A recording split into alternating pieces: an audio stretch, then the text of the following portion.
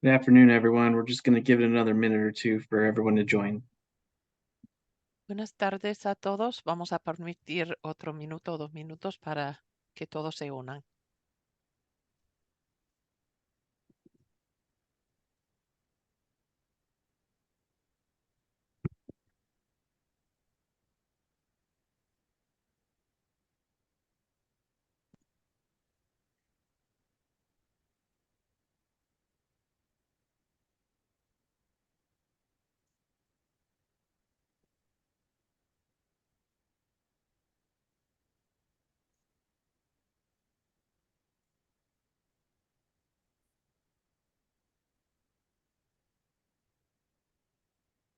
Okay, I think it is slowed down, so I want to first toss it over to Randy, who will thank you for everyone for joining today. I want to toss it over to Randy first for a few introductory remarks.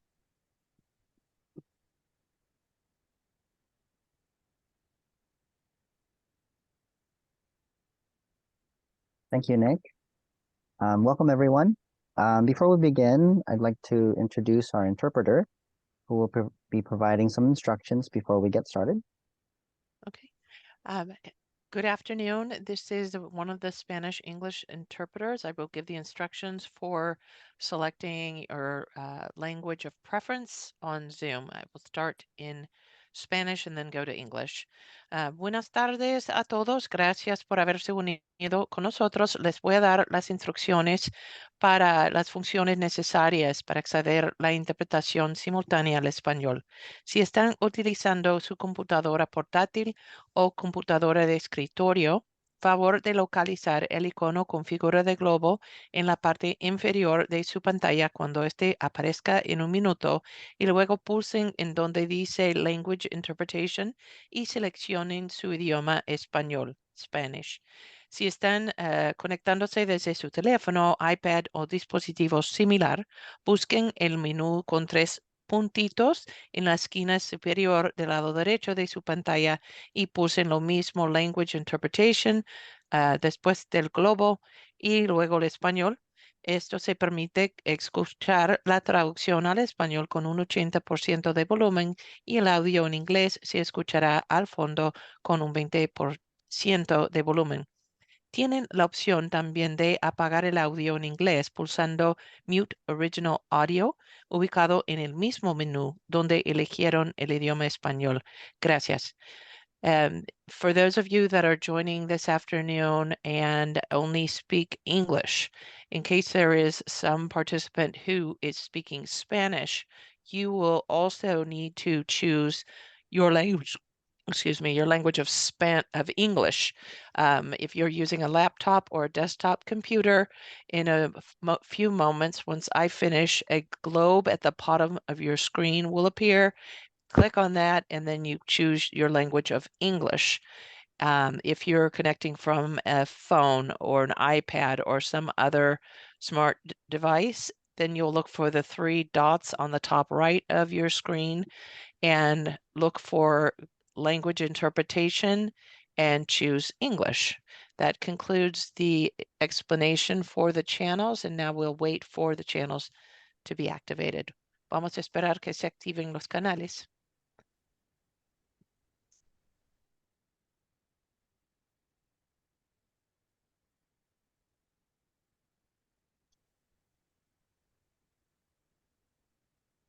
Thank you, Vicky. Now I'd like to hand things over to Chief of Emission Reduction Strategies, Kathy Keehan, for some introductory remarks. Thanks, Randy.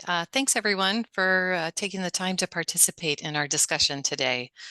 In this kickoff meeting, our goal is to set the groundwork for our discussions on regulatory and non-regulatory strategies for addressing emissions from warehouse operations. For some of you today, this material will be things you already know. For some, it'll be new. We want to make sure everyone has this foundational knowledge so we can have a robust discussion during this and future workgroup meetings. We look forward to learning from the collective experiences of this group. Thank you all sincerely for your participation. I'll turn it back over to Randy now and the team to get us started. And I'm running the slides, so Just say next slide, team, when you want the next one. Thank you, Kathy.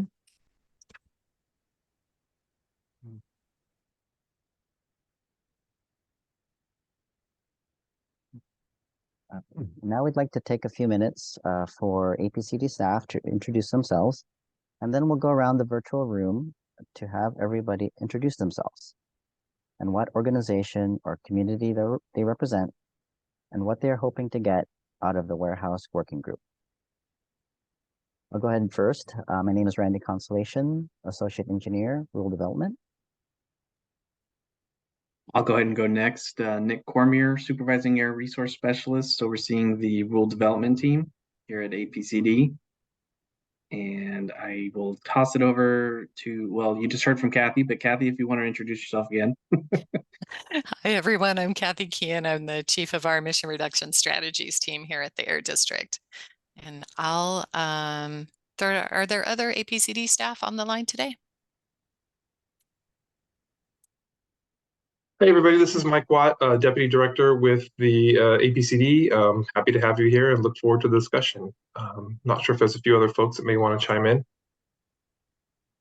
Hi, this is Paula Forbes, and I'm the Air Pollution Control Officer for San Diego. Really happy to see everyone participating here today, and I echo Kathy's comments. We're really, again, happy to have you participating in this process. Hi, I'm Vera Tiagi, and I'm legal counsel for the APCD.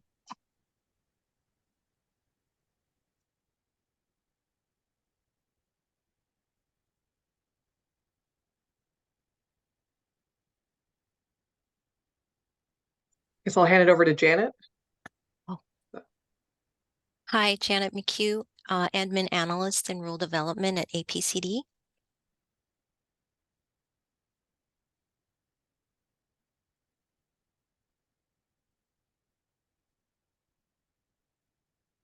Okay, well, thank you, staff. If there's no one else to introduce, I'd like to now take this opportunity to go over the working group participants. You can see the list here on the screen. Just to please introduce yourself if your organization is heard. EHC.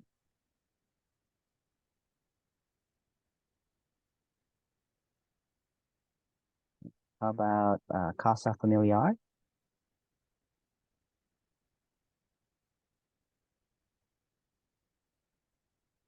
Any member of the Portside community?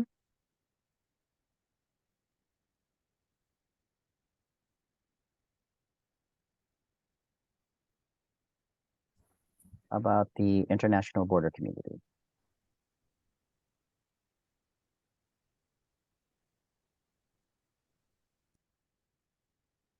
Climate Action Campaign?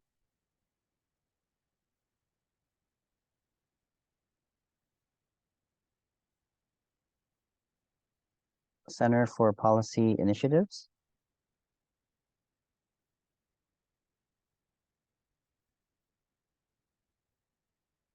San Diego Environmental Justice Partnership?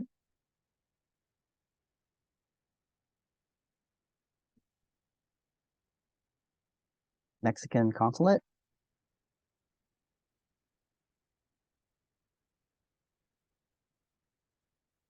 Tijuana-based organization?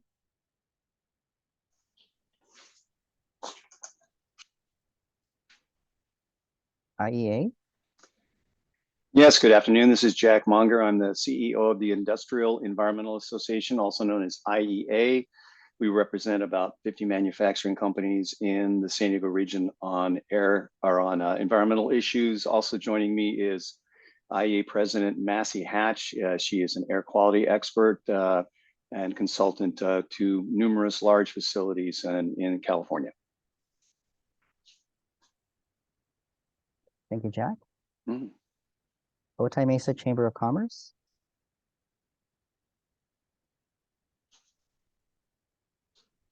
San Diego Chamber of Commerce?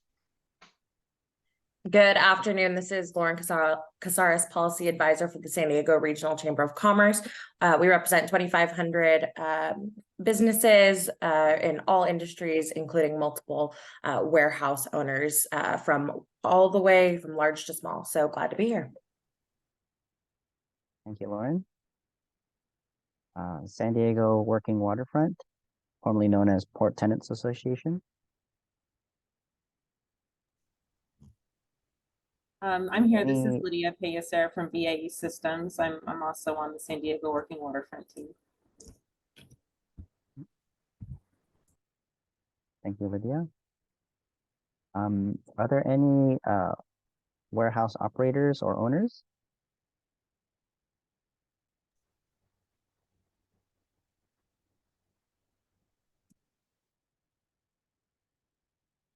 How about California Strategies or NAOP? Yes, hi, thank you, Randy. This is Craig Benedetto representing NAOP San Diego, the Commercial Real Estate Development Association.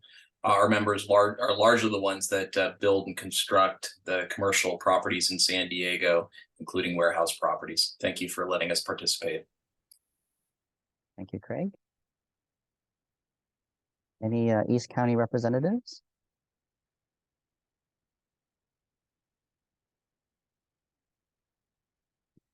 North County representatives?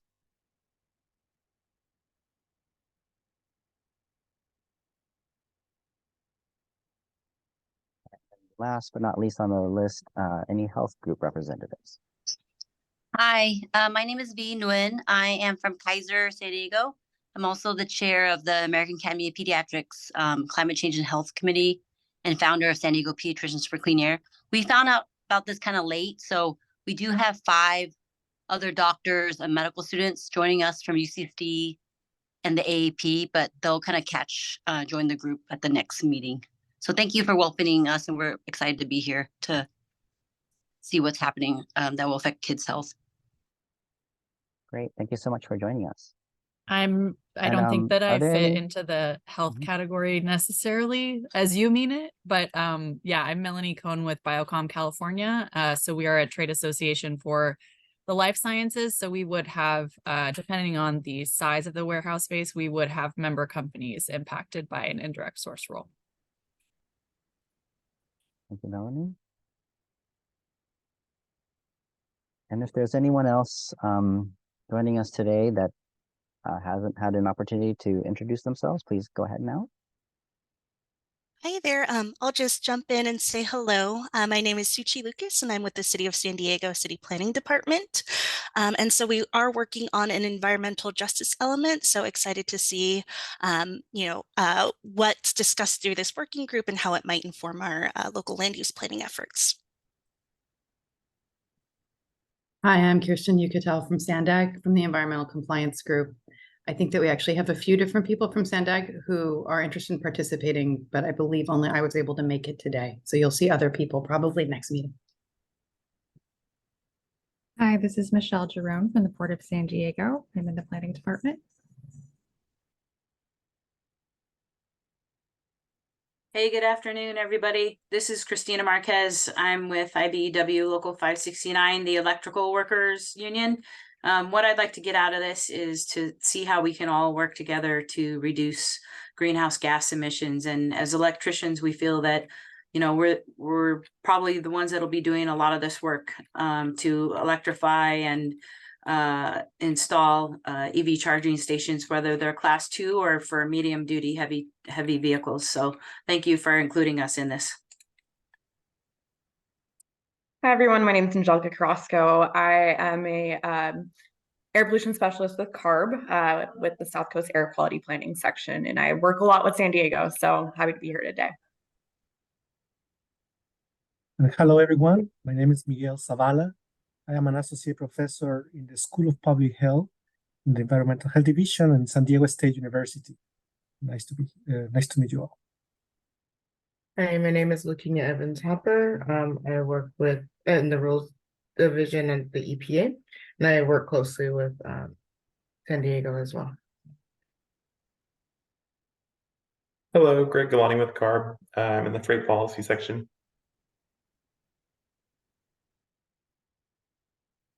Hi, Devin Widrow, California Department of Justice. Rob Swanson, also from the California DOJ.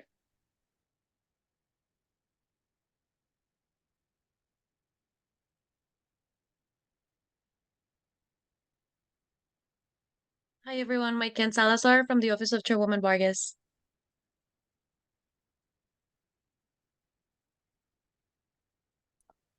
Good afternoon. This is Ian McMillan with South Coast AQMD.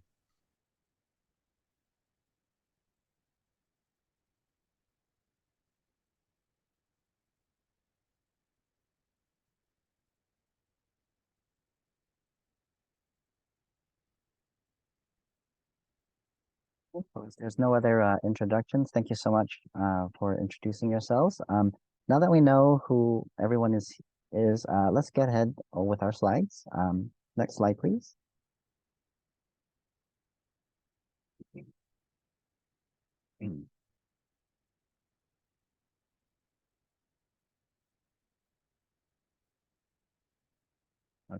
Good afternoon again, everyone.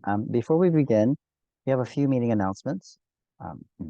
Please silence your cell or desk phone to avoid feedback or interference. Everyone except the presenter will be muted unless called on by the host. Please save your questions and comments until the end of the presentation. Actually, we've made a change to our presentation today. We're actually incorporating 3 question and comment sessions today, and we'll pause the presentation appropriately at those times. And then finally, this meeting will be recorded and posted on the district's YouTube page following the meeting. Next slide, please. To ensure the meetings are effective and inclusive, all members agree to recognize and adhere to the following meeting rules and guidelines of participation. Please create space for everyone to contribute. Only one person speaks at a time. Listen to each other. Respect each other's opinions, knowledge, and perspectives. And be conscious of time constraints, which we'll go over at the end of the presentation. Also, meetings will be moderated by district staff. Next slide, please. This is an overview of what will be covered in today's presentation. We'll give a quick recap of the June Governing Board meeting, in addition to the orientation meeting held on September 25th. An overview of the warehouse inventory in the county, as well as the portside and international border communities. The district's legal authority to adopt an indirect source rule. Other possible strategies to reduce emissions attributed to warehousing activities. The schedule for future monthly WWG meetings. And time permitting, any non-agenda items. I'll now turn things over to Nick Cormier, who will introduce the first topic for today's meeting. Next slide, please. Great, thank you, Randy. Good afternoon, everyone, and happy to have everybody here. There's a lot of knowledge, a lot of varied interests and groups in this group. So I just wanted to state that I want to thank everyone for being here today and spending your time to talk about this important topic. So just wanted to throw that out there.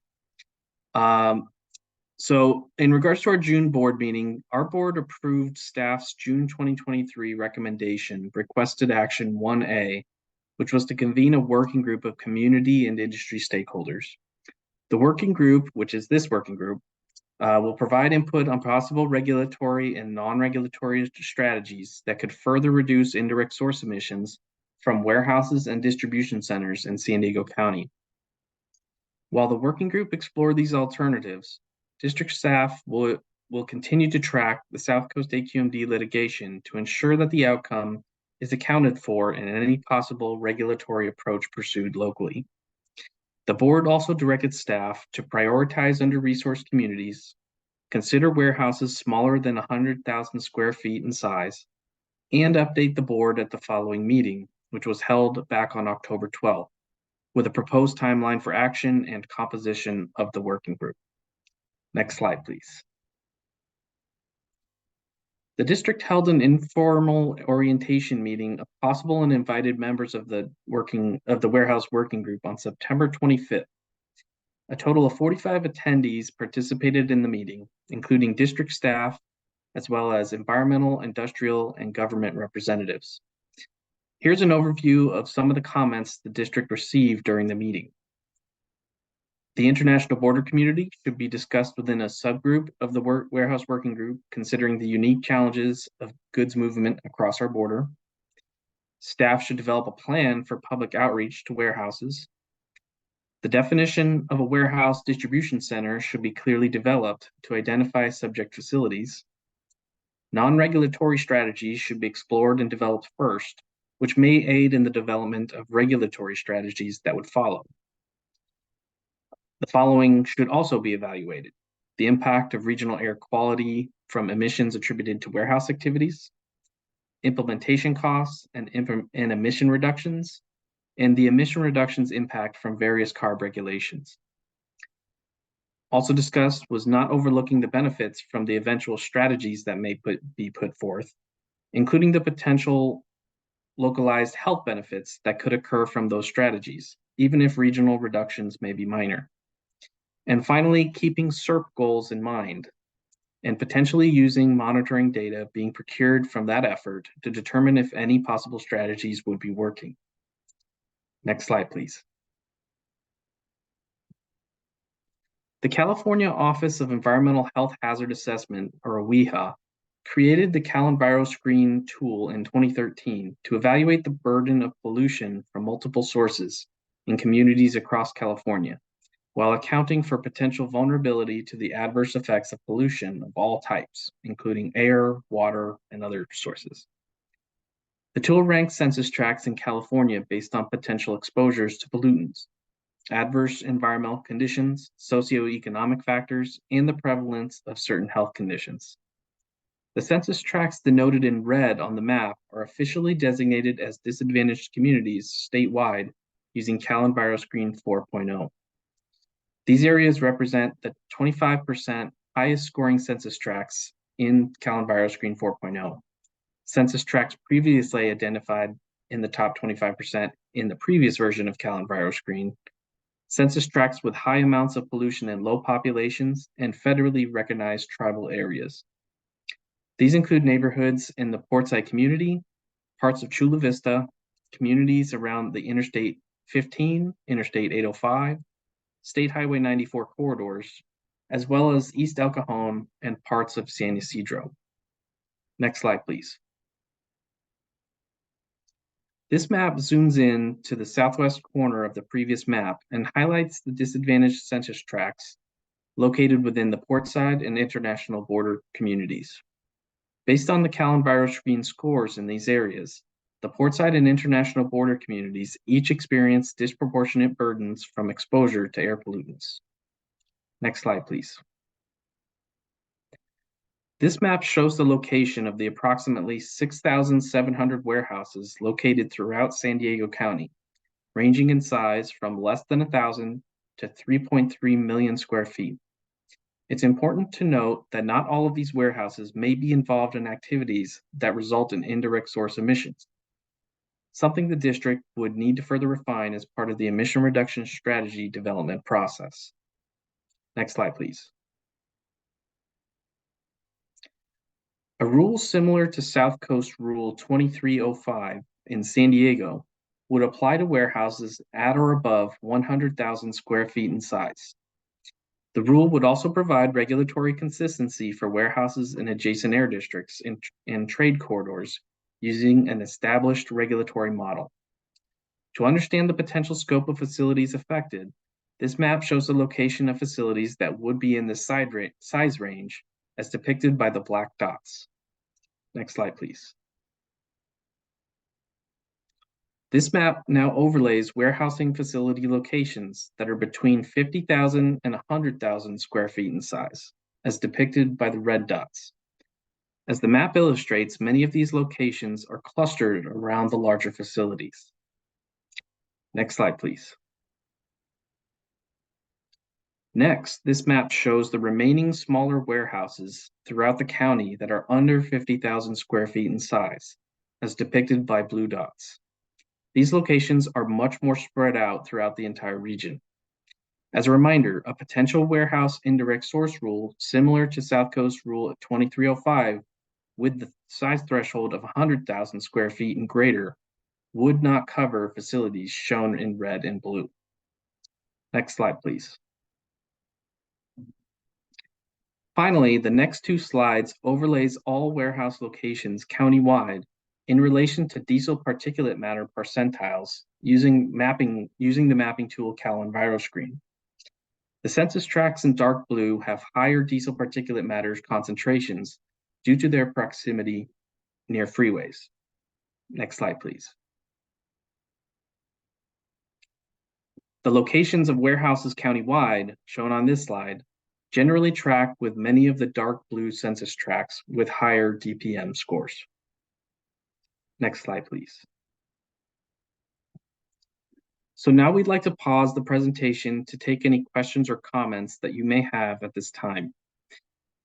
Please use the raise hand button at the bottom of your Zoom screen if you have a comment or question, or dial *9 if participating via the phone. You may also post your question or comment using the chat feature, and please self-regulate your time and limit your question or comment to 3 minutes per speaker. And then we do have 2 more comment and question sessions later in the presentation. So I think we want to concentrate for now just on the warehouse inventory section that we are discussing. So with that, I will go ahead and open up the room to see if anybody has any comments or questions before we move on to the next section.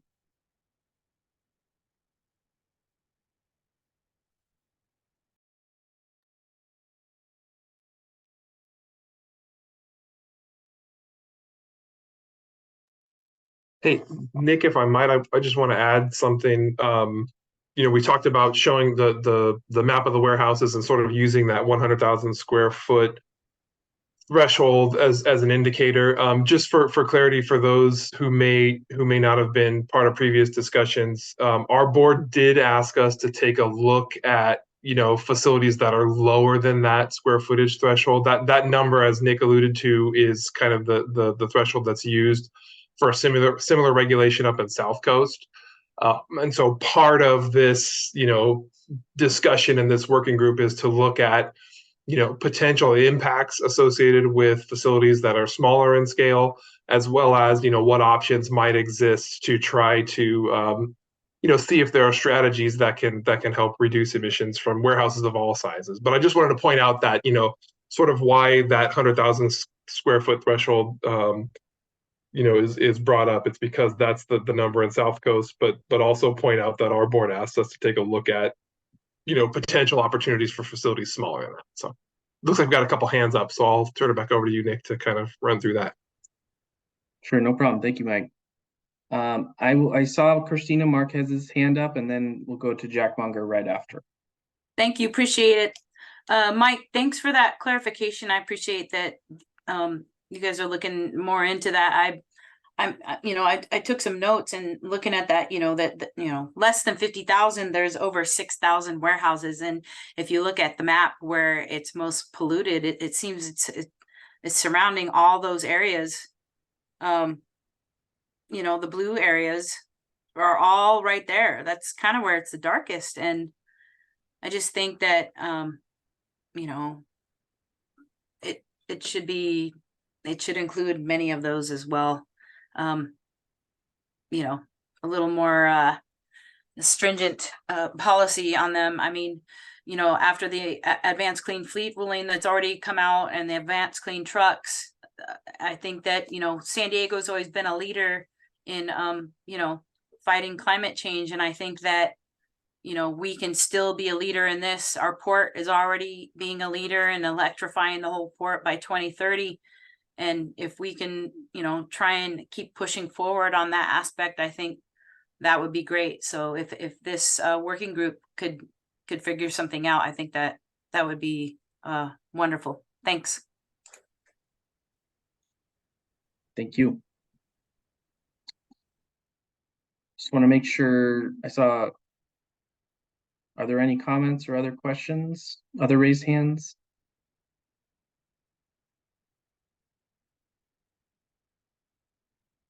Okay, well, we can certainly circle back to the warehouse inventory topic later in the presentation if need be as well. Oh, I see, Craig, you have your hand up.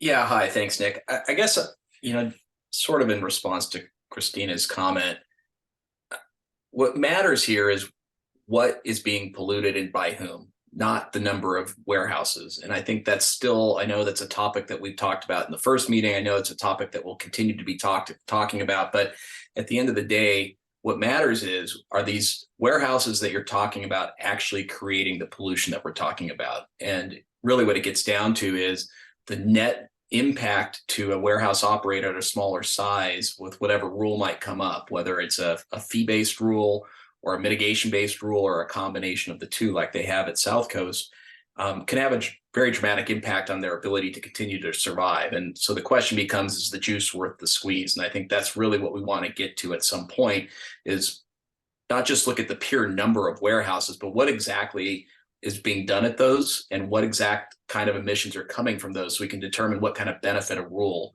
would actually have.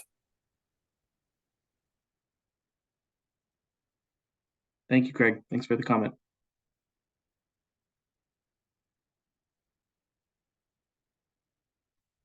Are there any other comments, questions in regards to this warehouse inventory section?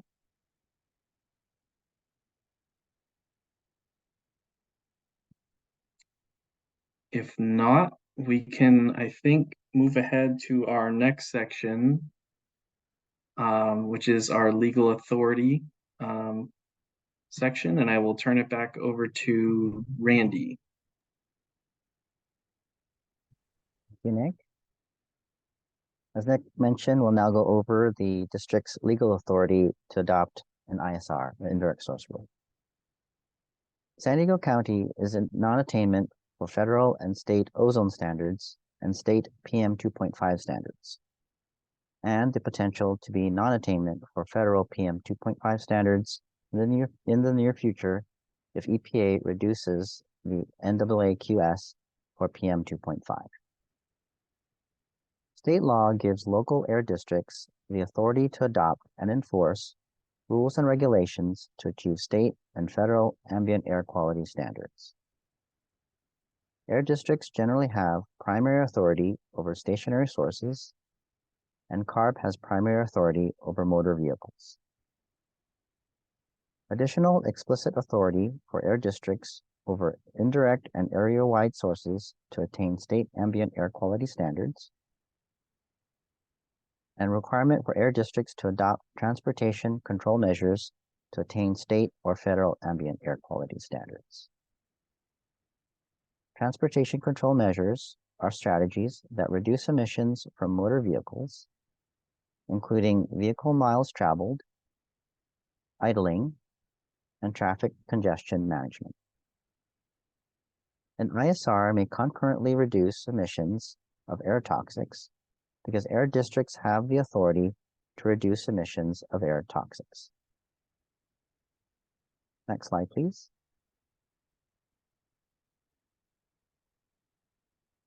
Federal law sets federal ambient air quality standards, but gives the states broad discretion to determine how to meet those standards. Acknowledges that states and their subdivisions have the right to adopt or enforce any standard or limitation respecting emissions of air pollutants, and also any requirement respecting control or abatement of air pollution, so long as it is not less stringent than a federal requirement. Next slide, please. Federal law recognizes that states have independent authority to adopt an indirect source review program, and that a state may choose to submit an ISR program as part of their state implementation plan, or SIP. The Clean Air Act provides definitions for an indirect source and an indirect source review program. An indirect source is defined as a facility, building, structure, installation, real property, road, or highway, which attracts or may attract mobile sources of pollution. An indirect source review program is the facility-by-facility review of indirect sources of air pollution that would contribute to exceeding any national ambient air quality standard. Next slide, please.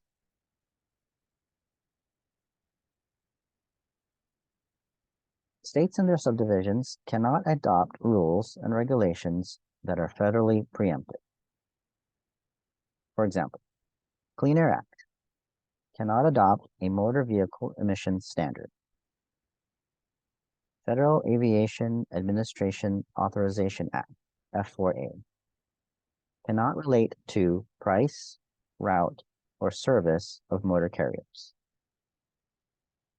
and many others, including Airline Deregulation Act, Federal Aviation Act, Energy Policy Conservation Act.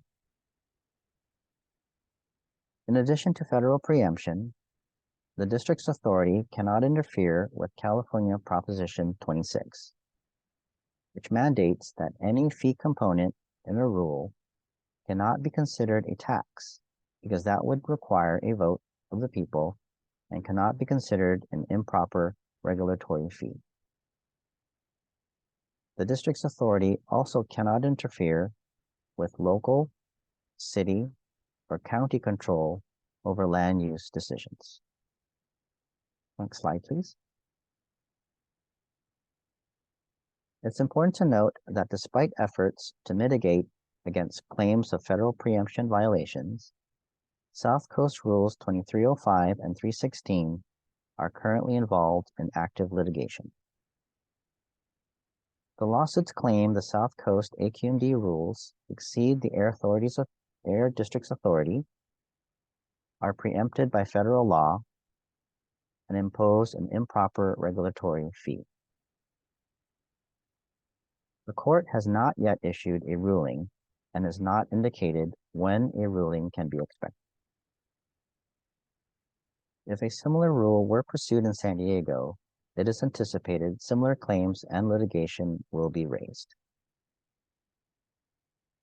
The outcome of the South Coast AQMD litigation will help inform a local regulation. Next slide, please. On October 12th, the EPA published in the Federal Register that it is proposing to approve South Coast AQMD Rule 2305 into the SIP.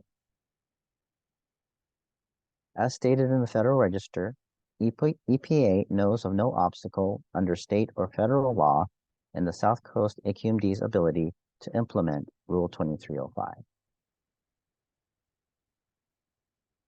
District staff anticipates that the EPA's decision may influence a court decision more quickly. However, the timing of the court decision is unknown. District staff will continue tracking developments and will keep the governing board apprised. Next slide, please.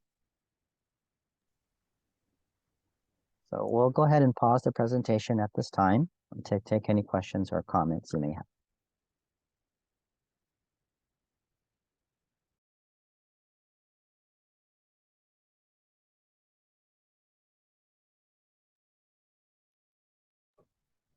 Michelle.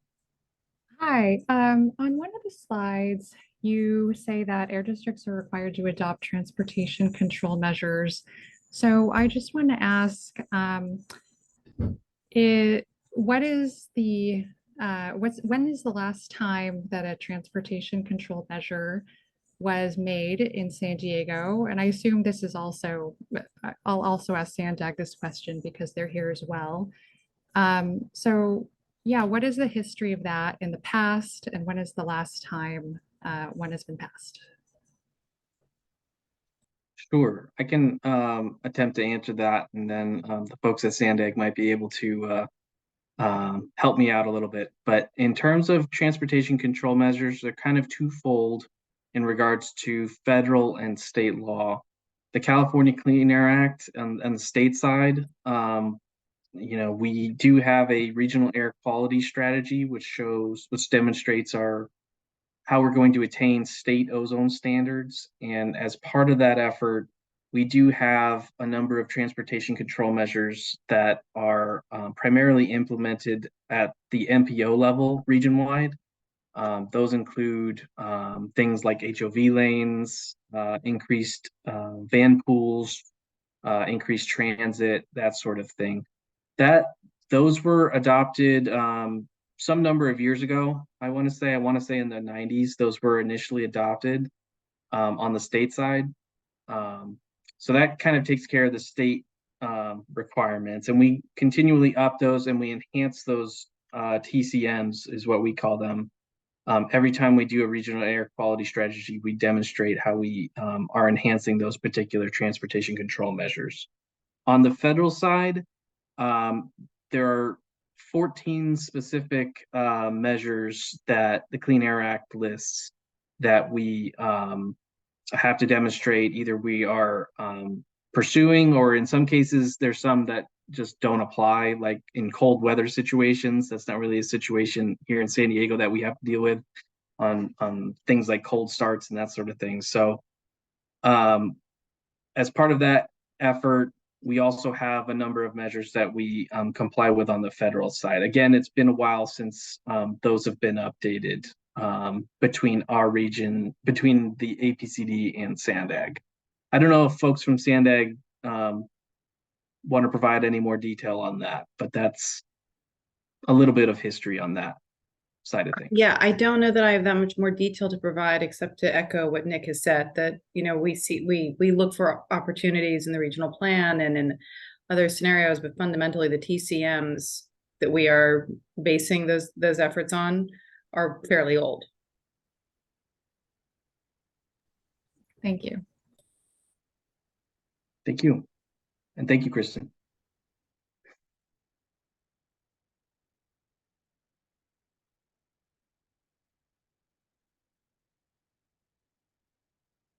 Does anybody have any other comments, questions, concerns?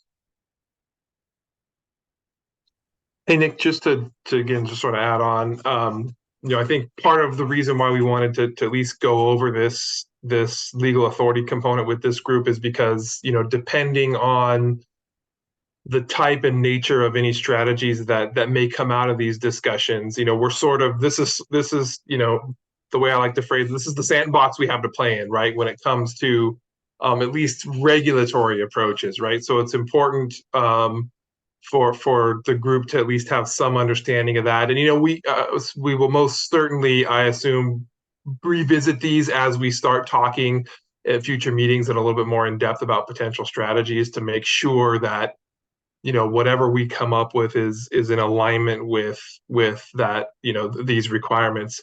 You know, there's potentially a little bit more flexibility on, you know, non-regulatory items, whether those are incentives or, you know, whatever other concepts that may come out of these discussions. But certainly when it comes to any potential, you know, rule or regulatory action, the information that the team just went over in terms of where our authority lies are going to be important things to keep in mind. So just wanted to kind of, you know, reinforce why we wanted to set the table and make sure that everybody is aware of what the requirements are there. Yeah, thank you, Mike. And it's important to note again that we are tracking what's going on up to our neighbors to the north with AQMD, and how that situation may twist and turn these scenarios quite a bit, depending on how the litigation ends up. But we are tracking that, and that will certainly factor in any direction that we decide to go to in the future, be it regulatory or non-regulatory. So I did just want to double check again if there's any comments, concerns, things you just want to say. We're doing pretty good on time, so I wanted to make sure everybody has an opportunity to speak if they'd like to have it.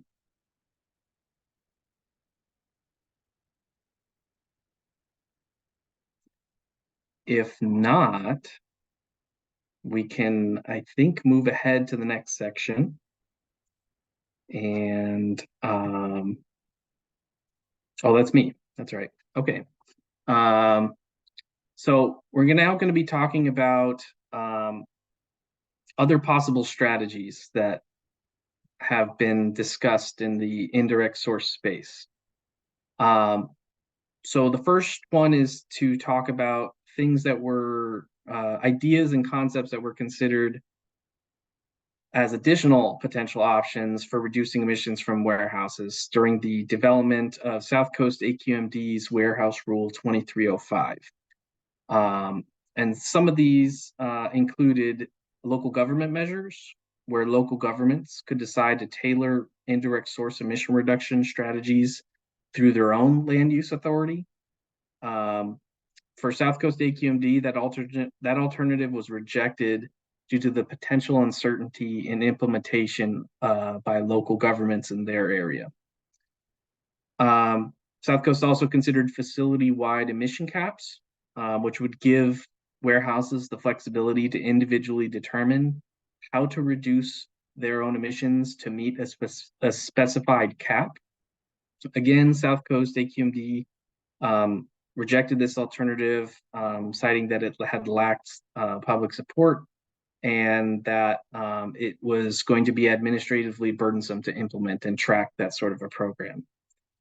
AQMD also investigated what's known as a voluntary fleet certification program, which would allow fleet owners to voluntarily certify their fleets as being cleaner or otherwise being cleaner than otherwise required by CARB regulations, while requiring warehouses to use a prescribed amount of certified fleets. At that point, AQMD also rejected that effort as it didn't have the board member support that they were needing. And it was a very complex program to set up, administer, and track by the local air district. And then finally, another alternative that AQMD looked at was a Clean Fleets crediting and banking program, which would allow clean fleets to generate credits that would be managed through a bank, which would requiring fleets to regularly purchase and apply the credits to offset emissions from individual warehouse distribution centers. And again, this was another one that was rejected by AQMD, just citing that it had lacked support for a credit market-based system in their area. And then also AQMD had another program, which was called their Reclaim program. This is another kind of market-based system that was sunsetting at the time. So, that combined with another market-based system just wasn't ideal. It sounds like in that scenario. Next slide, please. So in terms of incentives and new non-regulatory concepts, there are many potential pathways in which a program could assist in reducing emissions from warehouses. So we provided a few ideas on the slide previously that AQMD investigated, but today we're really hoping to hear from you all about other ideas that could potentially work as well. The simplest possible example of a potential incentive program involves companies that own and operate their own vehicles, their own fleet, that would be able to purchase zero-emission trucks and infrastructure, provided that there was an incentive available to offset those costs. There are many programs currently available like this, and it's possible some could certainly be tailored more to fleets involved in serving warehouse operations. Since not all facilities may be capable of installing depot charging on their own site, another potential program concept could be reimbursing fleets and companies for charging costs that would be incurred at publicly available charging stations. Though such heavy-duty truck charging stations aren't ubiquitous yet, the hope is that such infrastructure may be available in the near future. In the scenario that a company may not own their own fleet of trucks and may contract with specific companies, another potential idea could be a monetary incentive program that encourages warehouses to only contract with companies that own or utilize zero-emission trucks. And we could also think outside the box as well by having agreements in place with other government entities to potentially reduce other regulatory fees if such companies purchased or utilize zero-emission equipment and infrastructure. Such an approach would not provide free grant money, but it could be part of an overall puzzle of an incentive framework for making a turnover to cleaner equipment work. Next slide, please. So this is the final comment and question as far as the agenda items today. So, and we do have quite a bit of time to discuss these potential strategies and ideas that you may all have. So we're loving to get your feedback today on what was presented and other concepts and ideas, both on the regulatory and non-regulatory side of things. And we also are going to try a new tool that we've come across, and we're going to try to use, called Mural, which is going to help us over time to track and catalog some of these ideas and concepts that we're going to be exploring in this working group over time. At the moment, well, I should say, we're hoping to eventually use this tool so that others can input their own thoughts and go into this tool themselves and input their own ideas into this tool. We didn't quite get that set up before this meeting in time. We do have access on our own end, on APCD's end. And so for now at this meeting, we're going to introduce the tool, show it off, and then we're going to be asking that everyone can submit their ideas either verbally at this meeting, or we'd love to have them in the chat as well, so that we can go back into the mural that we've set up and then get them cleaned up and put them into the mural. So at the next meeting, we can show those off in a cogent manner, and then have the ability for everyone else involved in this working group to be able to make adjustments and additions as well. But for now, we're just hoping to get that into the chat, if you could, or we'd love to hear your verbal comments at this time. So I do see Craig Benedetto with your hand up. Yeah, thanks, Nick. I wanted to respond to both of those slides. You know, to me, it doesn't seem like, you know, just because the South Coast AQMD rejected ideas, and I can't speak specifically to the ones that they rejected, the ones you listed on the slide, but I know there were a lot of ideas that were put out, including by the warehouse community up in that area, that were ultimately rejected. You know, they have a lot of different things up there than we do down here. So I just don't see that because something was rejected up there, it shouldn't be considered down here. So I wouldn't really want us to limit our opportunities down here because of the actions they took up there. I just think we're a different community down here. We have different warehouse type operations down here. It's a vastly different situation here, in my opinion. So I do think that there might be some opportunities there to review some of the things that they might have rejected that might work down here. And again, I say that without, you know, knowing the specifics of the items that you mentioned as to why they were rejected, including how, you know, our folks in our community that are up in that area might feel about them. I did like the second slide, probably not surprising given who we work with, but the idea to use grants and rebates and monetary programs like that to incentivize behavior, to me, is a really good approach. You see it work really well when it comes to like solar installation or the purchase of electric vehicles. Those kinds of things have been supercharged by providing rebates and incentives, tax rebates and credits and things like that to private individuals and to private companies. And I think those kinds of things we should be looking at, particularly since we have the clean fleet rules, excuse me. There are things at play here that will address a lot of the I guess longer term issues. But to try and accelerate that, these are the kinds of programs that we really should be looking at. So I do like those, and we will certainly convene our folks, Nick, and try to get you some stuff in writing as well in terms of other opportunities that are out there. Thank you. Sure. Thank you, Craig. And I do want to just clarify before going to Jack that I think our intent for presenting the options that AQMD had identified in their region and then ultimately rejected is really just for context about what was going on in that region at that point.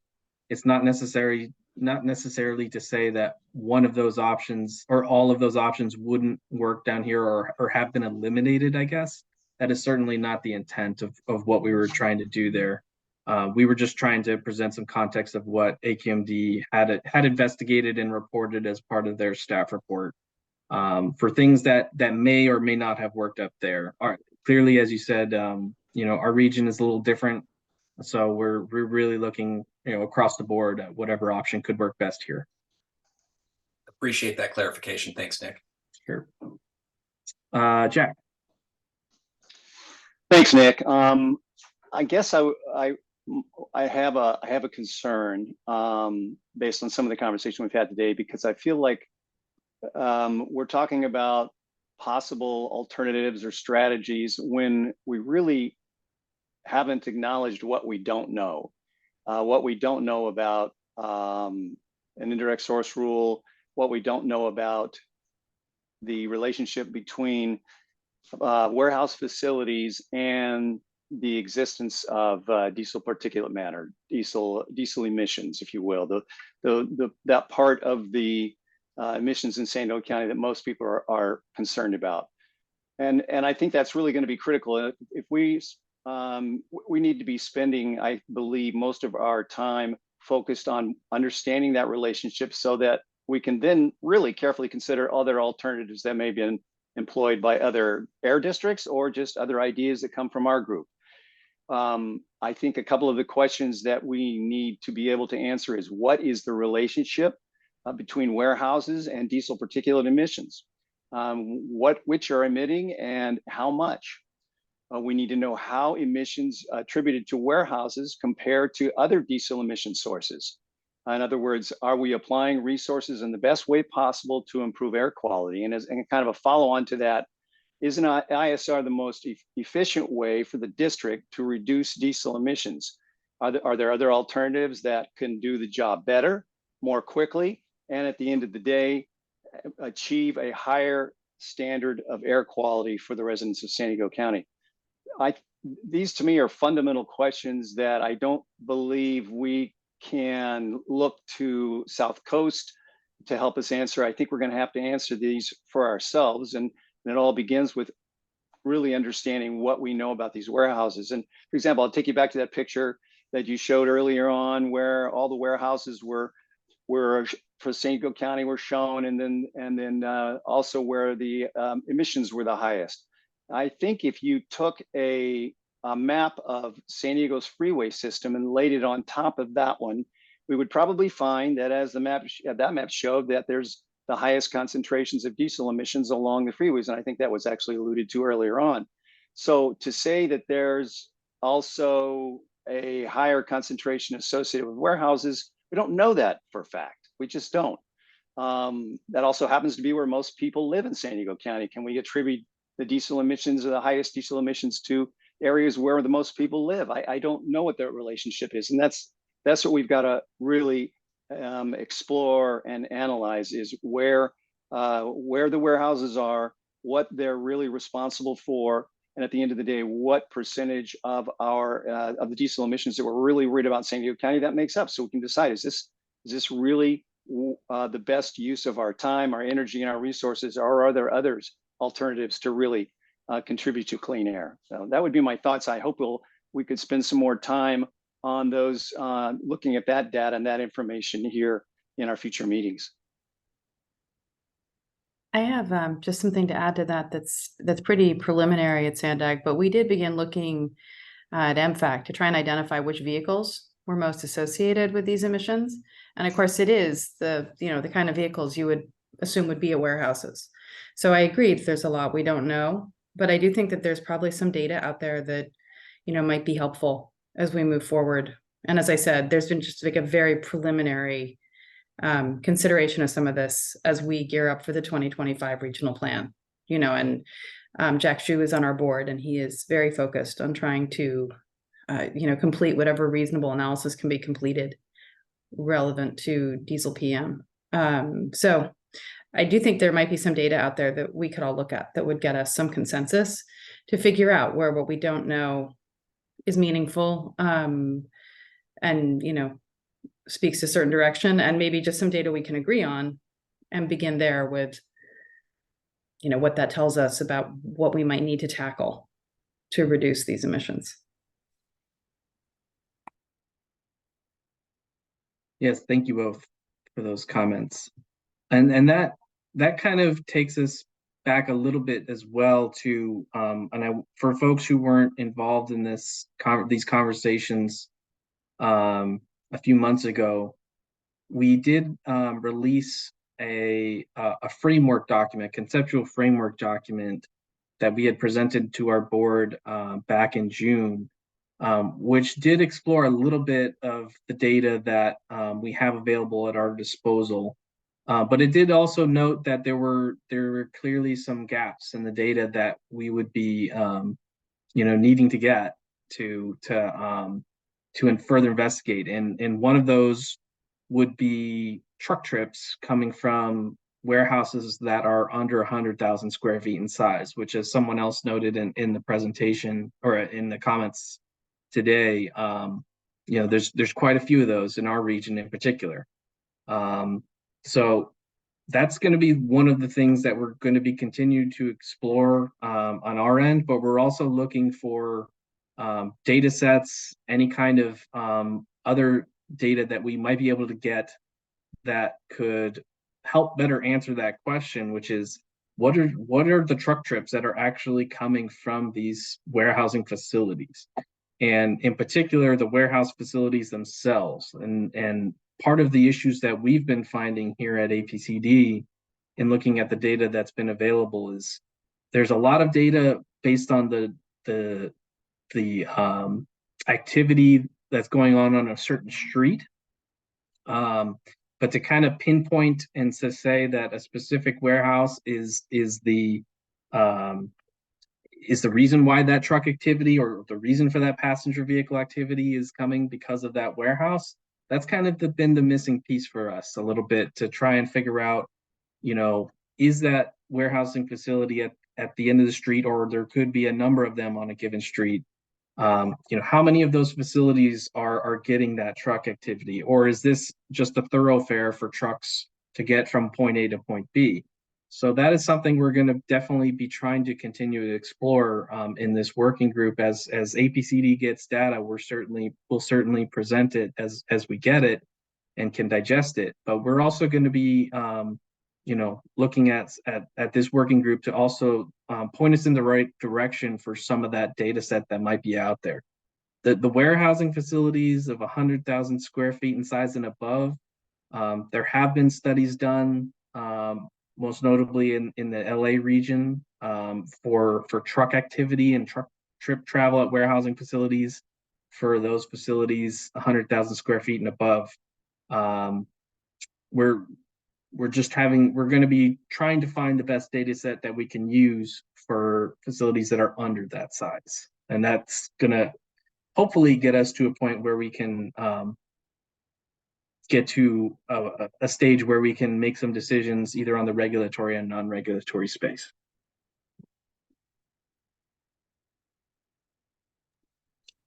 Nick, thanks. And I'll just sort of add to what we heard from Kirsten at Sandag earlier. I think part of this is going to be, looking at the various data sources, whether that's CARB or Sandag or South Coast or wherever we can find them, and trying to piece these things together as best as we can. I don't know that we're ever going to be in a situation where we've got the exact data. We want to get as close to that as we can, obviously, to make sure that we're making informed decisions. But another thing to think about here could be, what are our opportunities to collect that data, whether that be through a regulatory approach or a voluntary approach or whatever, to try to help refine that so we can get a better estimate on, is warehouse A, a contributor compared to warehouse B.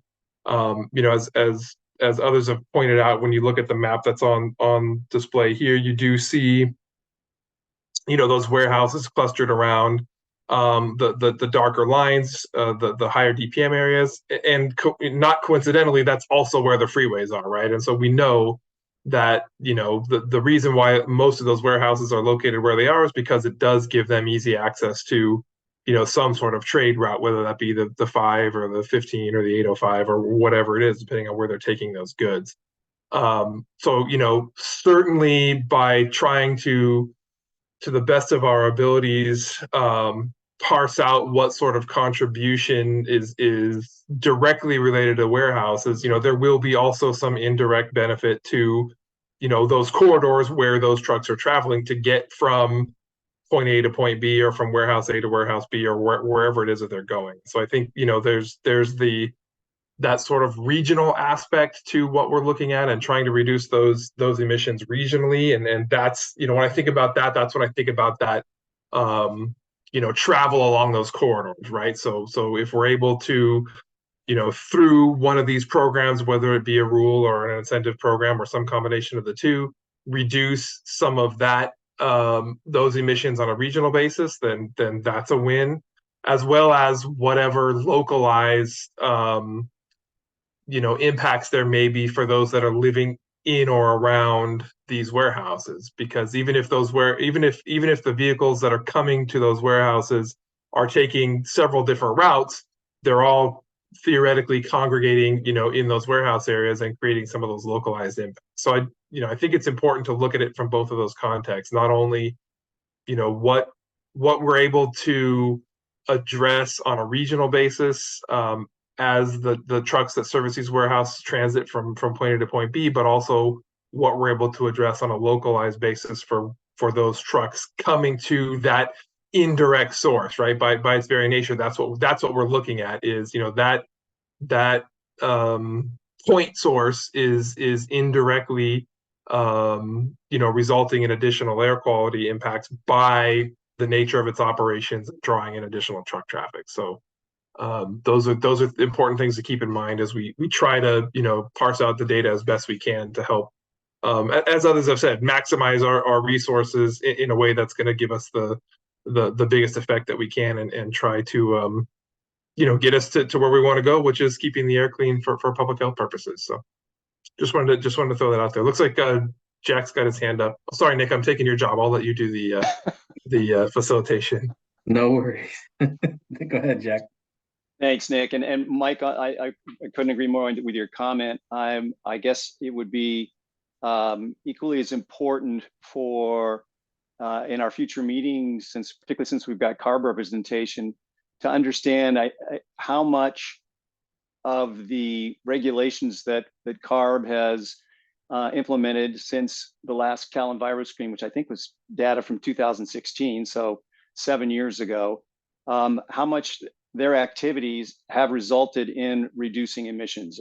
In some cases, I think it's been pretty substantial, and it would be helpful for all of us to know what difference it has made and what we're really dealing with today. Because if we just look at this snapshot of data in Cal EnviroScreen, we're looking back for quite a few years, and it would be more helpful for us to understand where we are today when it comes to having reduced emissions over the last years with many of the improved technologies in vehicles and trucks and so forth, to the reduction of the older diesel engines and all that. We're starting from quite a different place than we would have been if it was back when Cal EnviroScreen was put together. So I hope we'll get a chance to have that discussion and see what CARB believes has been the change and benefit from some of the programs, so we can really understand where we are.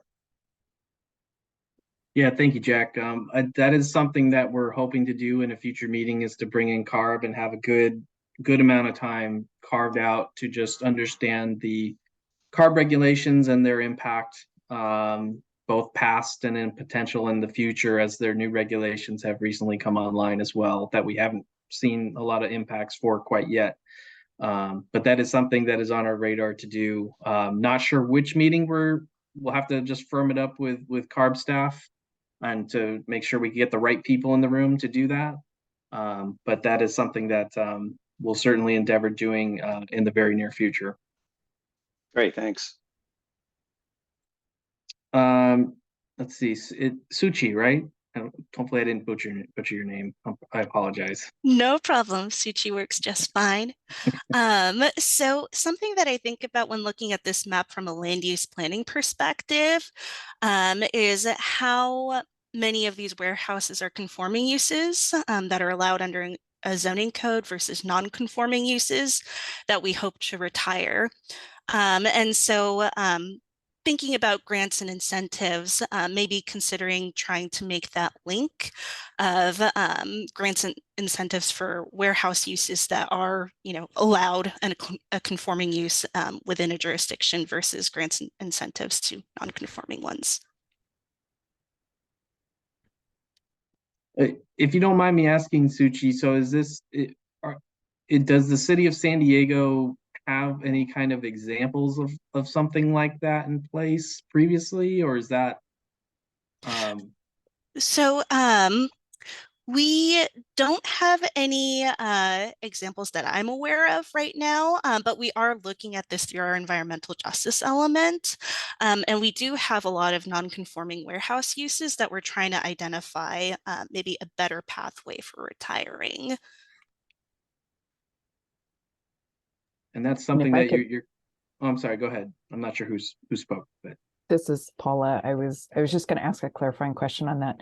So do you have an active list of where those warehouses are, the non-conforming ones, or is that something that's kind of in development and so I'll have to double check with our environmental justice team. And so I'll check in with them and see if they have an active list. It is an issue that we are talking about at a very high level. And so I'll see what details they have available. Thank you.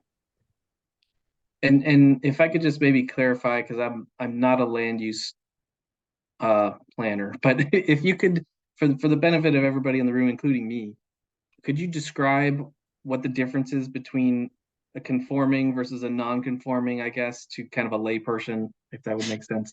Sure. So basically a conforming use is an allowed use. So in the city of San Diego, we have a number of different zones where we say you can have a warehouse use in this industrial zone. And then, the purpose is to try to make sure we have a level of compatibility within that area and its surroundings. But what happens over time is, rules change, and we have to change our zoning to accommodate growth and things like that. And we have some areas where there are warehouse uses located near residential areas, and so we've updated our zoning code in some of those areas to try to phase out that warehouse use, and that's what we mean by non-conforming. So it's no longer allowed, but it's still there. It can't expand or grow, but the hope is to try to retire it over time, and so that's a non-conforming use. Great, thank you. That was very helpful for me. So thank you, appreciate it. And then one just quick last question. So has the city had programs where they've provided any financial incentives to assist these folks in moving to a different location? So not that I'm aware of, but I can check internally with our economic development department and see if they have anything that maybe I'm just not thinking of. But yeah, I'll do some research and circle back. No, I'm just thinking that as we're looking at our incentives as possibly a non-regulatory approach, it's helpful to us, I think, to know if these are non-conforming sources, so that perhaps we're considering whether that's a good investment or rather, the best solution in that area, if that makes sense, as opposed to, once they're obviously in a conforming area and would be upgrading their properties in different ways. Sure. Thank you for that. To follow up on that, just real quick, Mike, my understanding is the City of National City has looked at a process for encouraging those non-conforming uses to graduate out of the the program. Suchi, it might be worth looking if there's anything available from National City. Great, thank you. I just wanted to thank you, Suchi. That's exactly the kind of, different alternative approaches that we're hoping to get from this meeting. So I really appreciate you kind of teeing that up as something else for us to look at, because I think, I'm certain that, through the collective experience of the folks that are on this call and some of the other folks who, may not be able to make it today, I think there's really some opportunities to come up with, some of these alternatives where I think things could work. And I think that's a unique example that we hadn't thought of. Like Nick said, we're not land use planners at APCD. So that was great. And I think about, to Paula's comment, one of the ways that I think we're envisioning this program, regulatory, non-regulatory, whatever strategies come out of it, is, partially a facilitation of how to help ensure that this transition to zero emission vehicles, happens fluidly and at an accelerated way if we can. And one way to do that is looking at infrastructure, right? And, either through incentives or other means, helping to ensure that, the charging infrastructure that would be needed to facilitate the transition is in place. And, installing that equipment in non-conforming areas may not be the best way to achieve that goal, right? But also, on the flip side, looking at, those operations that are in conforming zones, and potentially prioritizing things like infrastructure in those areas, so that even if the fleet's not there yet, even if the vehicles aren't there yet, the infrastructure is there, so that when that fleet transition occurs, be it 5, 10, 15 years down the line, based on either what, in part, whatever comes out of these discussions and or, existing CARB regulations, you've at least got that one piece of the puzzle in place so that, those fleets can take advantage of that infrastructure. So I think that's a long-winded way of me saying I appreciate that sort of feedback. And I think that's the kind of thing we're looking for from this group. So thank you. I did just want to circle back to two of the comments just to let everybody know that Kirsten from Sandag included a little bit more information about the TCM. So I appreciate that, Kirsten, for clarifying that with a little bit more specificity than I probably did. And then I see the comment from Ron asking, has there been a decrease in emissions with the use of DEF fuel? So I'm guessing that's in relation to diesel exhaust fluid. I guess in regards to that question, since diesel exhaust fluid is really tied to selective catalytic reduction and that kind of technology that is in place with pretty much every single new heavy duty truck coming into the market. And you're seeing quite a bit of reductions, specifically from heavy duty trucks when you compare, 10, 20 years ago. So is it, I would say yes, that there has been a decrease in emissions with the advent of DEF technology, I would say. Not necessarily directly tied to the fluid, but where it's used and the technology that it's used. Yes, we have been seeing quite a bit of reduction in NOx and VOC as a result of lower emissions from heavy duty trucks and off-road equipment who might also use that fluid as well. So I do see, let's see, Massey Hatch, you have your hand raised. Yeah, hi, Nick. Quick question, and sorry if you already talked about this and I missed it. For the purpose of this map, did you guys use the same definition of a warehouse that AQMD uses in their indirect source rule or in the warehouse rule? What we did for this map is, so we procured data from CoStar, which is kind of a realty-based organization, for lack of a better term. And AQMD did use CoStar data in relation to trying to get the amount of warehouses for their regulation. So yes, I would say that this is it came from the same source, being CoStar. And and Nick, what I would add to that, and I think it was alluded to earlier in this meeting and even in previous discussions, is part of another data gap that we need to bridge is, even though these facilities showed up in that CoStar listing, we need to determine how many of them are actually involved in warehousing activities. And then, if we're going to pursue a regulatory route, then further, what is our definition of regulatory activities, right? I know in the South Coast rule, they've got a definition of what that means in their regulations. So in theory, not all 6,700 or whatever of these facilities may end up being subject to whatever strategy we come up with, whether it's a rule or incentive program or some combination of those two, but rather based on however we define that warehousing or distribution center kind of definition and those activities. And I think that also kind of connects back to what we had heard earlier from Jack and others about, okay, where are the emission sources, right? If we're talking about a facility that is listed as a warehouse, but in reality, it may be, I'll use an example that I've been to with my kids, right? There's an old warehouse that I think is now like a activity center for kids with, trampolines and things of that nature. Well, I'm not sure that that's the kind of facility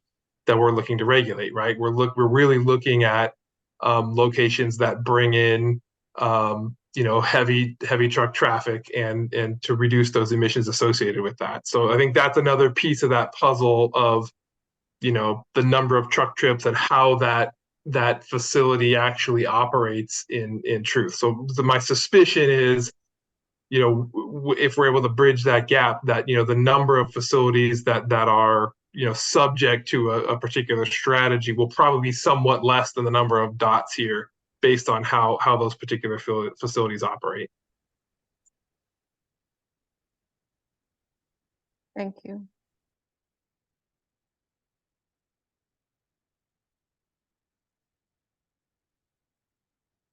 Other comments, questions?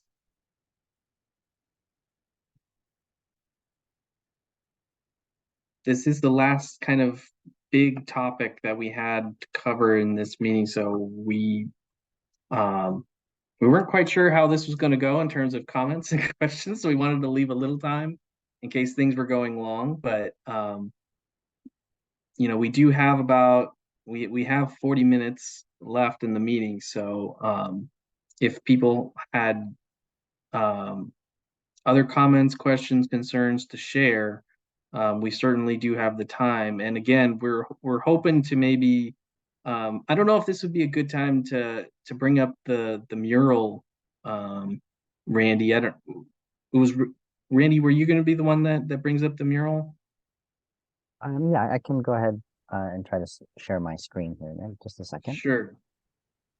And again, Nick, sure, go ahead, Mike. I was just going to say, while we're transitioning there, there certainly are opportunities, obviously, at future meetings, as well as, through our website, there are opportunities to provide comments and feedback. And, as Nick described earlier, stuff that we receive, we can include as part of a mural like this so that we can have it on record for discussion at additional meetings in the future. So, if you're, if you don't have thoughts currently or things come to mind later, or you want to flesh out some ideas, certainly either raise them at a future meeting, or, I think towards the end of the presentation, Nick will share some information about, contact and how to send that data to us. And so that we can continue to compile these list of thoughts and ideas and use them for discussion at future meetings. Yeah, thank you, Mike. We're hoping to kind of get this mural up so that people can go in there at their own will and take a look at it and submit those ideas. But certainly in the interim, you're welcome to share any ideas with either me or Randy by email, and we can certainly include them as we go. So Randy, so I see you've copied and pasted, it looks like, a couple of the comments that we received today. Did you want to share anything else on this? Sure. So the way that it works, what we're trying to get for the capability for next WWG meeting is basically to allow the attendees, anyone participating in the meeting, to have the capability to input their notes, comments directly. So basically, you have multiple ways to do it, but the simplest would be just to do it like a sticky note.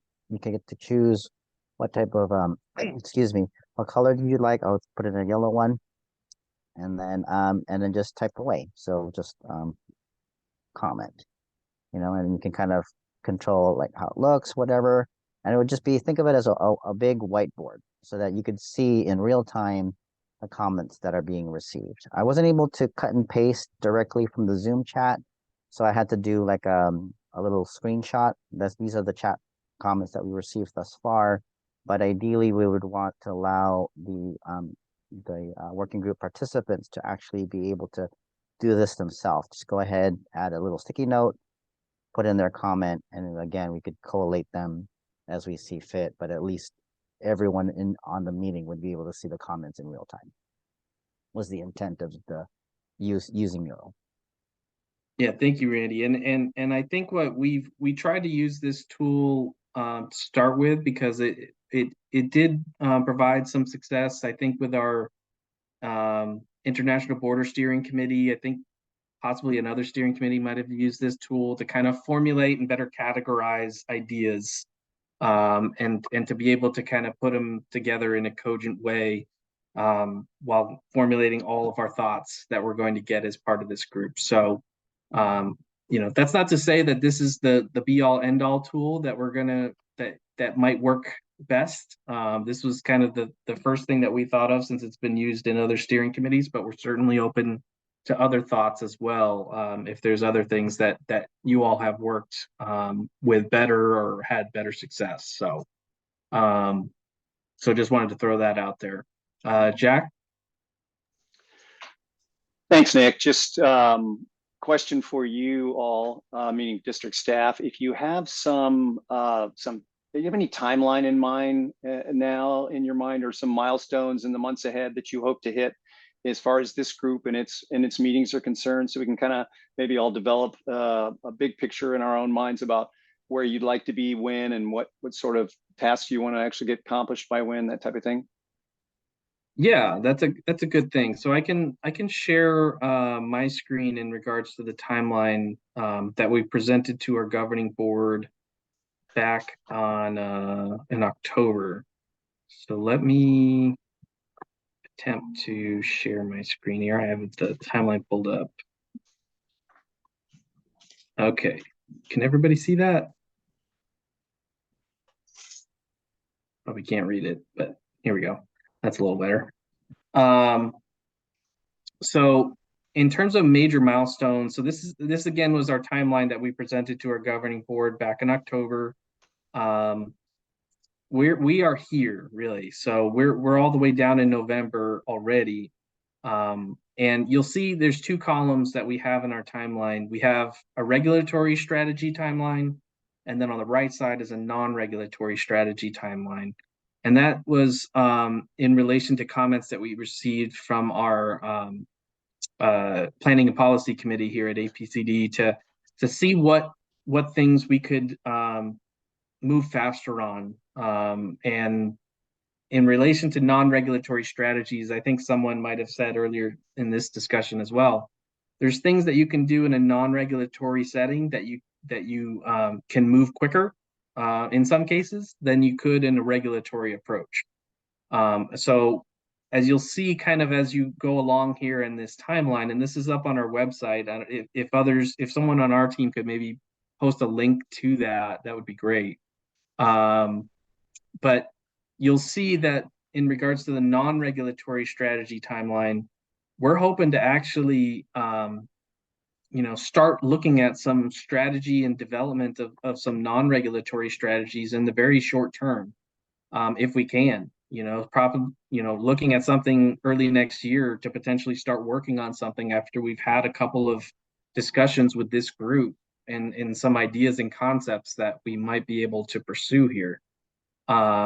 So you'll see on the non-regulatory side, we're looking at, potentially looking to do some of that identification and development of whatever non-regulatory strategies we're going to be pursuing.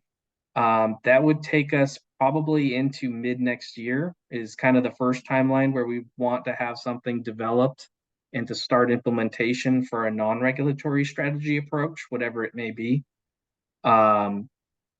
Moving back up to on the regulatory side, it's going to take a little while to figure out what, to work through some of the issues, some of the data gaps that we've all been talking about today. So I think for the first couple of meetings, that's where we're going to be focusing our conversations in relation to the regulatory approaches. But we're going to, I think the first milestone in terms of a regulatory approach would be again in July, to potentially in July 2024 to hopefully provide an update to our governing board or our planning and policy committee on what is this working group doing? Are there any recommendations that are coming out of it? What are the ideas that are coming out of it on the regulatory side? And that's kind of the point as well, that if we're pursuing a regulatory approach, that we'd want to have to start the CEQA process as part of any kind of regulation or any kind of rule that we do. And this is no different, that we would have to start a CEQA and a socioeconomic impact assessment in a rulemaking approach. And that's going to take about 12 months to complete. So we do need to kind of start formulating if the regulatory approach is going to be pursued. Really about midpoint next year is when we'd kind of want to have somewhat sense of the direction that we're going on that. Further, continuing through that would be a lot of discussion and a lot of more meetings, development of any potential strategy or program would occur through the 2025 timeframe, in the mid 2025 timeframe. And then we're hoping for the regulatory strategy, again, if one is pursued, that would be taken to our governing board in September of 2025. So it sounds like it's a long ways out, and in some ways it is, but a lot of these aspects do take time. And so that's why we're having these conversations now, to hopefully start formulating what that approach might look like. Thanks, Nick. Yeah, thank you, Jed. That was a good addition that we wanted to get through here. So I appreciate that. Are there any questions or comments in regards? Oh, thank you, Janet, for putting the timeline on the chat.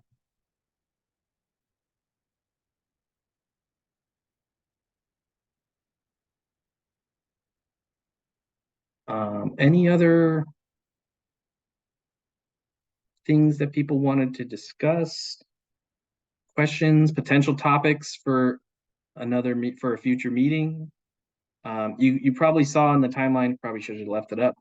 But we do have a couple other topics that we're thinking about for a future meeting. I already noted one of them was getting the CARB folks in the room at a future meeting to discuss some of the aspects of the old and new regulations and how they're impacting emissions here in San Diego, as well as warehouse emissions, if possible, or the emissions associated with them. And there was a couple other topics that we teed up as part of that timeline goes. Also talking at some point about, it was expressed at our governing board meeting, I think back in October, about looking into the cargo, the whole complex around the border area and what goes on down there, and how that is different from really any other goods movement type of sector when you look outside of that area. And so delving into that topic a little bit is definitely something we're going to tee up as part of a future working group conversation as well. So that is also on our radar to do.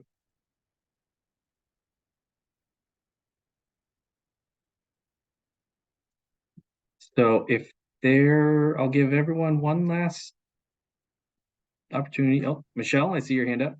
Hi, I just wanted to ask, following up on Nancy Hatch's comment, do you have a working definition of warehouse and warehousing activities that you're planning to use? Like, will this include the warehouse space of large supermarkets, parcel facilities like UPS and FedEx? I was just curious so that we know other stakeholders who maybe should be at these meetings. Yeah, thanks, Michelle. I at this point, I don't think we have a specific definition in that we have formulated around. Again, we're looking at the facilities that are mostly causing the truck activity. There's a lot of different ways you could interpret that, but that I don't think we have any specific definition in mind. If you do look at the AQMD approach, there were some facilities that were included, and there were definitely some facilities that were not included. Their definition definitely had there was aspects of it that, like for manufacturing facilities, is a good example where some manufacturing facilities were included, but a lot of them weren't based on that definition. So we're going to have to try and figure out what works best here in terms of who would be included in either a regulatory or non-regulatory approach. But that's a long-winded answer to say we don't quite have specificity yet about what we would include in our rule. And Nick, what I would add to that, and you touched on it a little bit, is the definition in the South Coast rule is probably a starting point, right? And then to Nick's point, looking at that here to see, hey, are there potential sources that would locally that would be excluded if we were to use a definition similar to that could be impactful, and vice versa, right? Are there sources locally that would be included that may not, have an impact if we were to use that same definition of a warehouse or warehousing activity? I can't remember exactly how it's phrased in their rule, but I think in terms of like a starting point, that the South Coast definition is probably something that we'll begin with and then make adjustments accordingly based on additional data or discussions with this group or others. And I would certainly encourage anybody, these meetings are public, so if I would encourage anybody who you think might have some interest or have some connection you think down the road, either in the short term or long term, if you think there might be some connection here, I would certainly encourage everyone to pass along the word about our warehouse working group email listserv that we've recently set up. You're welcome to set up an email address or send that to us, and we can get them set up so that they're engaged as well, moving forward, in keeping with the conversations as they proceed. Thanks. Mm-hmm.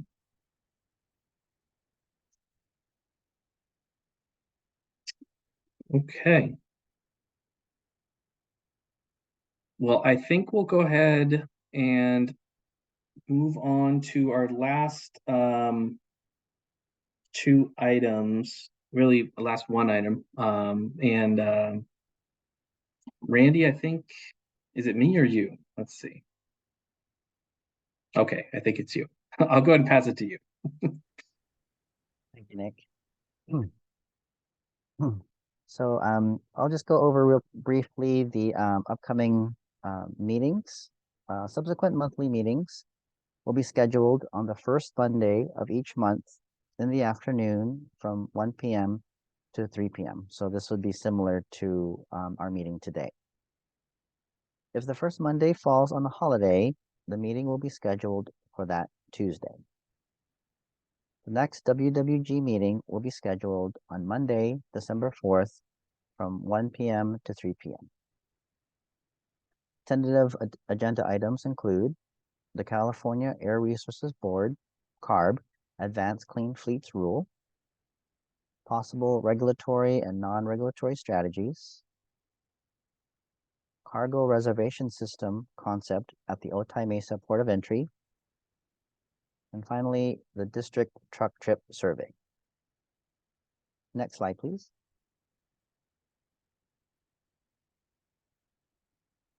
To assist with scheduling, the following are the anticipated WWG meeting dates for next year until October.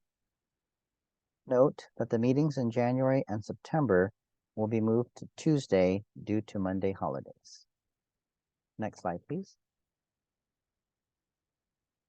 The district recently launched a new webpage dedicated to the WWG process, which will provide resources for upcoming meetings, including the agenda and bilingual presentation slides. The district also created a bilingual fact sheet to provide easy-to-understand information about indirect sources of air pollution and their impact on under-resourced communities. Staff also developed a new WWG email subscription service, which will be the primary platform used to notify participants and other interested stakeholders about meeting updates. We invite any interested parties to subscribe using the link provided and selecting Warehouse Working Group WWG Meeting Updates under subscription topics. In addition, recordings of WWG meetings will be maintained on the district's YouTube page, including the orientation meeting held on September 25th. Subsequent recordings will be posted following each meeting. We also wanted to make sure folks were aware of a recently announced CARB research seminar coming up on November 16th, where researchers will be discussing their findings about increased asthma impacts seen with exposure to goods movement pollution in Southern California's vulnerable communities. If you didn't get CARB's email about it, feel free to let us know and we can forward the information on. Next slide, please. Finally, here is staff contact information. Please contact us with any additional questions and comments. If there are no other comments or questions, this concludes today's presentation. Thank you all again for joining us today, and we hope to see you all at the next meeting. Thank you. Hey, Nick and Randy, I just wanted to add one thing in terms of future meeting dates and times. I think we shared the list there. We're gonna try to stick as closely to that as we can, but as you all know, things come up and there's a possibility that some of those dates may need to be shifted. We will certainly communicate those out to the group in advance if we do need to make some changes there. Part of that is we want to make sure that we get a good cross section of participants, right? I think at the initiation or the orientation meeting we had a week ago, we had pretty good representation, maybe a little less so at this meeting today. And so we may be looking at opportunities to ensure that, again, the intent here is to make sure we get a nice cross section of interested stakeholders to provide that input. So just wanted to share that. Again, I think the goal is to stick as closely to those scheduled dates as possible, but there may need to be a little bit of flex from time to time. But we'll make sure to give ample notice to folks if we're gonna move things around.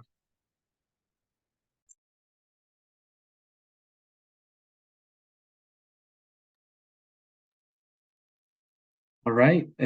One last opportunity if anybody has any comments or questions. Otherwise, I'd like to just again thank everyone for joining. As Randy mentioned and Mike mentioned, but we will go ahead and